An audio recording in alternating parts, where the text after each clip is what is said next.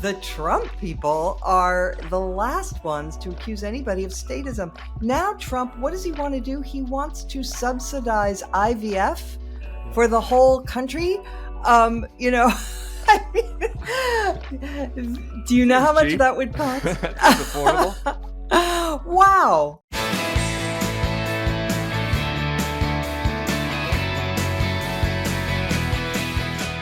And we're back. She's a policy editor at the Bulwark. She hosts the Beg to Differ podcast. Comes out once a week, as well as a subscriber-only Just Between Us podcast. So you subscribe at thebulwark.com/free trial if you want to test it out. That's my pal Mona Charen. How you doing, Mona? Hi, it's so good to be with you, Tim. You've been doing such a great job with this podcast.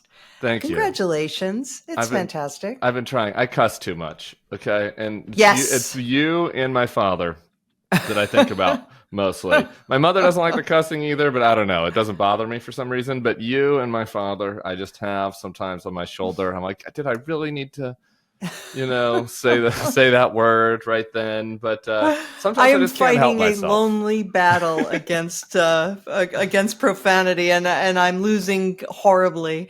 You are losing horribly, and I guess it's really not a downgrade from Charlie on that front. I mean, maybe though his curses were maybe a little more creative at times. I like to stick with the old standbys. You had an article last week that was titled "What Are We Conserving?" that just, had me standing up out of my chair and hooting and hollering. And it was sort of a commentary on this, question about whether anti-Trump conservatives, what to do in the election. And David French had written an article about how he was going to vote for Biden because, in a way, he thinks that will help conservatism in the long run. And I care a little less about the, pundit slap fighting parts of this than the bigger questions that you got to, which was kind of like what is the point of this? Why are we here? And how does that inform the decision? So maybe just talk about that at the biggest picture. Right. Well, first of all, thank you. The arguments that I have seen tend to be along these lines. People say, well, I understand that you don't like Trump, but if you vote for Kamala Harris or for Joe Biden, you are giving up on all of these important policy matters, whether it's school choice or, and they'll run through a list. So I approach it in two different ways. First of all, big picture. Let me do the weeds first, because even if you were talking about the particular issues, one of the things that has happened in the last 10 years, to me at least, is that seeing so many people on the right that I used to respect and trust and believe were acting in good faith, and that when they presented arguments, you could rely on them as being accurate and true, at least as the facts, have shown themselves to be capable of this staggering mendacity and bad faith. And so it does cause you to look back and say, well, hang on now. I mean, there are certain issues where I know a lot and I, don't rely on other people to guide my thinking. But there are many issues where I don't know. And so I rely on people who agree with me on, say, phonics education or anti-communism. I noticed you like that. Thank you. I'm glad. Who agree with me on those things, right? And I'll think, well, they agree on this, so they must be right on Federal Reserve policy or something else. And that has been shaken. And I no longer believe that the people who agreed with me on some issues are reliable. So that caused me to sort of reevaluate many assumptions that I had made about issues. And so when people say, well, you're not voting for the most conservative electable candidate, which was Bill Buckley's standard that he propagated many decades ago, you should always support the most conservative electable candidate. And I said in the piece, I am not as sure as I used to be that the most conservative candidate is going to be one that is right on all matters. I've reevaluated some of my views. Okay, so that's the first part. But so the second part is, though, and this is the crux of the piece, is that when you decide who you're going to support in an election, especially one that features such a vile cretin like Donald Trump, who is dangerous for the republic, not just has the wrong views on things, which he does. Um, it isn't. It isn't about those policy preferences. It is we are as conservatives, the main thing that we wish to conserve is the founding, is our constitutional system, is the republic as it was bequeathed to us, and we hope to bequeath it in turn to our children and grandchildren. And so, I talked about, I'm sorry if I'm going on and on, No, but this I is talked great. about 2020, when it looked for a few hot minutes like the choice was going to be Donald Trump or Bernie Sanders. And I remember you wrote a really great piece at the time saying, people, this is coming down the track, this is happening. Please get your act together. And they listened to you, thank God. But anyway, for a little while there, it did look like that might be the choice. And it's hard to think of a political figure that I think is more wrong, than on the left anyway, than Bernie Sanders. But I thought about it then. I would have voted for Sanders because as much as I think his policies are wrong and destructive, I think he would have abided by the law and would not attempt to rule as a dictator, would not attempt to overturn a free and fair election, etc. And so since I had already gone through all that in 2020, to say, can you vote for Harris? Of course. Harris is easy. Yeah. This is not a hard thing. It's a matter of preserving the constitutional republic, and therefore it's not hard to say, yes, I will support Harris. Yeah. And so this is where we'll get a little bit nerdy and then get back into the issues. But I love this part in particular because it is kind of this uniquely American definition of conservatism, right? Because the True. American definition of conservatism has this liberal strain in it, small L liberal, because of the founding, right? Like the founding of, if the goal of American conservatism is to defend and preserve the fundamental principles of the founding, maybe not the actions of the founders, right? But like the principles that are laid out in the founding documents.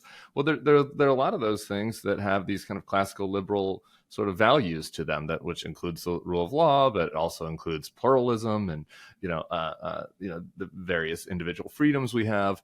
And like conservatism as defined in most of the rest of the world is different, right? It's traditionalism, it's blood and soil. And so like because of that unique element of American conservatism, you can kind of get into this definitional question, that I think that your article kind of teases out, right? Which is like, well, actually, maybe conservatism in the American context is more about that, like defending these classical liberal values, rather than it is some like tick list of policy priorities that have, developed over the course of 200 years. Yeah.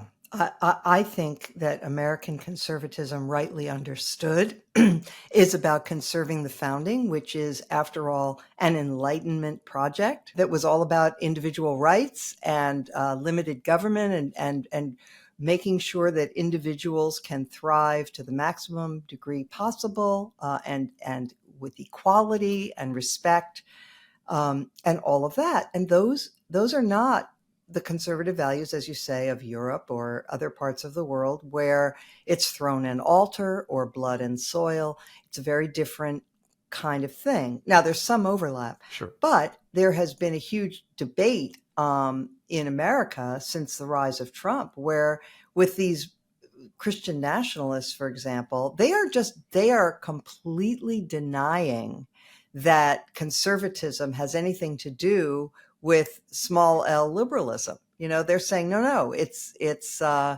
is about that we should have the power, the government should have the power to tell everybody how to live, and that we know what's right. And they're happy to throw out checks and balances and all that. They say, what has conservatism gotten for us? Yeah. If you want to get really nerdy on this. So after I read your article over the weekend, I was listening to, there was the Know Your Enemy podcast. Those guys did one. Oh yeah, I listened to them. Yeah, on Bozell and Buckley. And this does go back a little bit to that, right? Like they're in their fight, actually. So this strain was there the whole time, which was Bozell was kind of pushing for like, no, the government, like the Goldwater libertarian thing is not actually conservatism. Like the government should push for, traditional values and have its thumb on the scale and be more active and involved. Yeah. And so then you get to the Trump side of this, right? Which is like, okay, so there are some people around Trump, like the Project 2025ists, who have who are trying to move away from kind of that classically liberal style of conservatism. And then you have Trump, who is like basically without ideology, and so when you're making yeah, go ahead. Well, he doesn't have an ideology, but he definitely has a mood. Yeah. And that mood is authoritarian. Yes. And admiring of authoritarians, which I would have thought was the exact opposite of everything that conservatives were taught to revere. Right? I mean, we were as I understood it when I was coming up, we were the people who were against authoritarianism. We were for freedom. We were the Liberty Party. Reagan, in one of his great speeches, described a Vietnamese boat person, being helped aboard a U.S. ship and saying, "Hello, freedom man." And that was who we were. And I found that inspiring, and I still do. And in Trump, you have someone who not only doesn't understand any of that, but openly admires the world's dictators, thugs, and tyrants. And so again, if you're a conservative, rightly understood, you should be allergic to that and say, yes, I prefer Harris on foreign policy. Not hard to say. Yeah. And the Vietnamese story reminds me, we talked about this briefly with Bill yesterday, I think, but the JD Vance, right? So now Trump has spawned these imitators and these warped versions of Trumpism. JD was out saying that, mocking the idea that we should help Afghanistan interpreters, right? And saying that, exactly. And so it's like a rejection of that American ideal. I do wonder, one of the things that kind of spurred this conversation, this sort of nerdy intra Never Trump conversation, was something that Steve Hayes wrote, where he was critical of Harris, saying that and called her a statist. And I just I kind of blanched at that. I was like, I was like, isn't Trump the statist? I guess, but being generous to his point of view, like, do you look at the Democrats and see any of the statist elements that you feel like conservatives should be allergic to? Yes. I mean, I really objected to Joe Biden, for example, doing that, student loan forgiveness thing without legal authority, just as I objected to Obama changing immigration law with the stroke of a pen without going to Congress. Those kinds of things. How you do things is just as important, sometimes more important than what you do, because the rule of law has to be paramount. So, which means the rule of the people in the end. And so, yes, I do find elements there that should be criticized, but I mean, the Trump people are the last ones to accuse anybody of statism. Now, Trump, what does he want to do? He wants to subsidize IVF for the whole country. I mean, do you know how much that would cost? It's affordable. Wow. But I wonder if I mean, eventually we know the final form of Trump Vanceism would be to fund IVF, but only for straight people. I was going to say only for white people. Yeah, only for straight white people. We'll fund it for. But that would be it. But statism and racial identity politics put together. Pat Toomey today was over on CNBC, and the short of it was that Joe Kernan, the kind of Trumpy host of Squawk Box, is just kind of like the inverse of us. He's apoplectic with Toomey that this is a binary choice, and the capital gains rate might go up to X% under Harris, and how could he not choose? That I did think it was interesting. The Toomey case is basically that after January 6th, Trump disqualifies himself, so he has to be neutral. I don't know. To me, that feels a little bit short. Like Toomey is is not there. But I kind of wonder how you react to something So like that. I'm trying, Tim. I'm really trying to be, happy with Republicans who say they won't vote for Trump, because after all, that is worth a lot, right? If Trump voters Pennsylvania don't senator. show up, Yeah. if Trump voters just, if Republicans just don't show up because they're disgusted with Trump, but don't affirmatively vote for Harris, it's still good for Harris, but it's not as good as saying that you would support Harris. I, you know, I was reading a New York Times piece about the Haley voters over the weekend, and you may have seen that.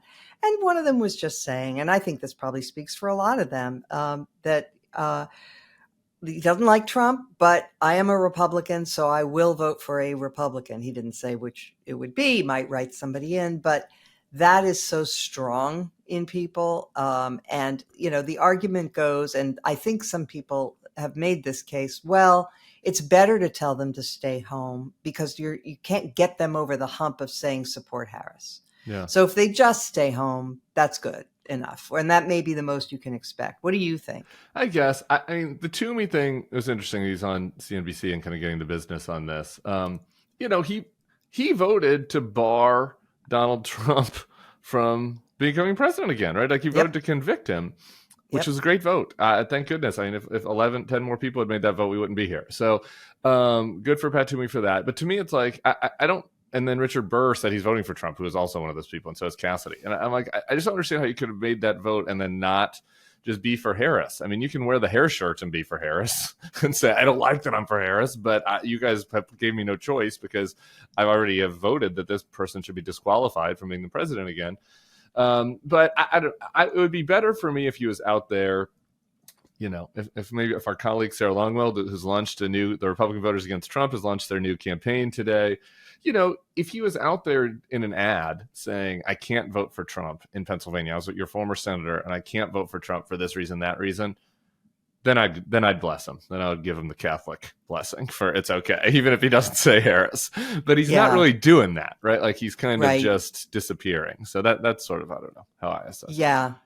No, I 100% agree. I think that even, and if we're fantasizing, I mean, it would be great if he would do an ad saying, I personally have, was in the Capitol and I saw what Trump did. And I will accordingly be voting for Harris, even though I've never voted for a Democrat before in my life.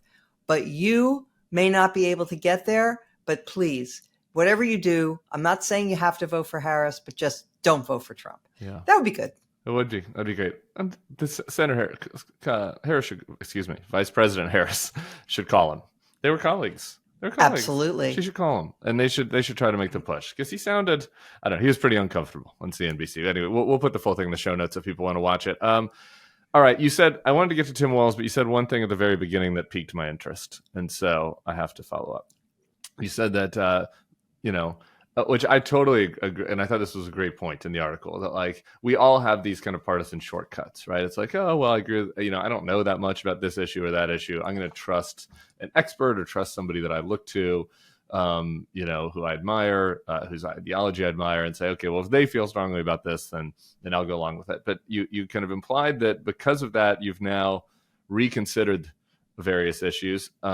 Is there anything that comes to mind? Is there anything in particular that you feel like over the last 8 years that's like not really related to Trump, but because of this rethinking, you've started to reassess? Well, it was partly the Trump thing, but also just in general, because my concern about the national debt has been an ongoing thing for me. I was not in favor of the Trump tax cuts. I think we've had enough tax cuts. I was for them in the Reagan era. I was for them when George W. did them. But enough, we have these huge deficits. We're very undertaxed as a country. That is a very odd thing for a Republican to say. Yeah. But honestly, compared to what Europeans pay, I've definitely become an apostate on taxes. I've always been a bit of an apostate on guns. I've always believed in gun control.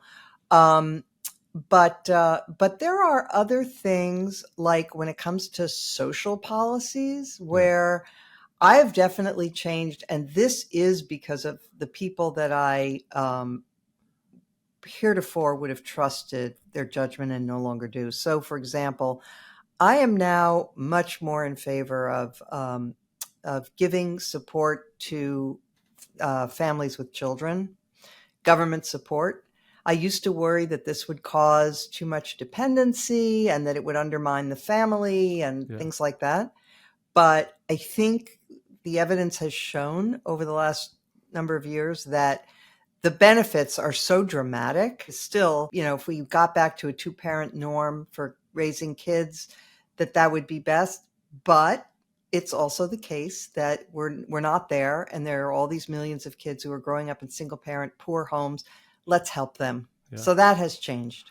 So you're saying that, somebody maybe I don't know, just pulling a name out of my hat, Bill Bennett, who wrote a book called The Book of Virtues, then going fully in on Donald Trump, maybe because you just think, I don't know, maybe not all the virtues in the Book of Virtues were as virtuous as I had thought. That's a sad story. I was very close to Bill Bennett, and I loved him and his wife, and it's just a very, very sad thing. I mean, he's one of the biggest disappointments, because I do think that I don't know. I do think he had a lot to contribute to society, and he would have been a very important voice if he had been anti-Trump. And for him to go all in, it was just crushing.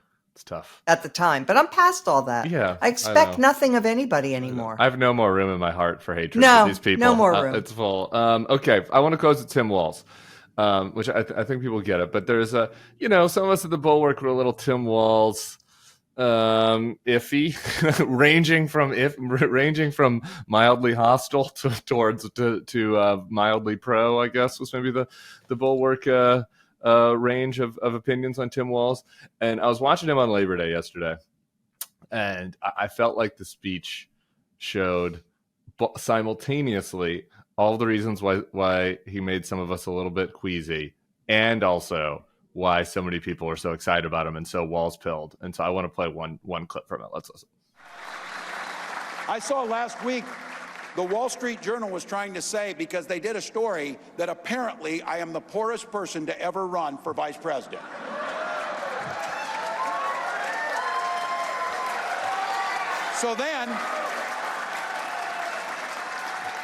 But then they did another story that said, oh, he's actually richer than his statement says, because he has, and I quote, like this is an evil thing, a defined benefit pension plan. That is my wish for every American, to have a defined benefit pension plan. There's another good quote he's doing, making fun of Trump for trying to help his rich friends. I mean, it was a pure pro-labor, populist, everyman kind of speech, which, the Democrats have lost ground with some people in that demo, right? The Obama Trump voters. So anyway, I was watching it and I thought simultaneously, I get it.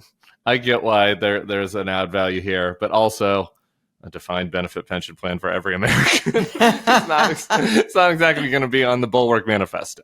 So anyway, what are your thoughts on Tim Walz now a couple of weeks in? Well, okay, so let me go back to August when Tim Walz was first named as the VP, and they did that Pennsylvania rally, and Josh Shapiro spoke first, and he was the one we at the Bulwark. And it wasn't like we made a corporate decision. We're going to be for Shapiro. Just like everybody agreed that he was the strongest. Just natural, yeah. He was the natural fit because of ideology and politics. That too. Yes.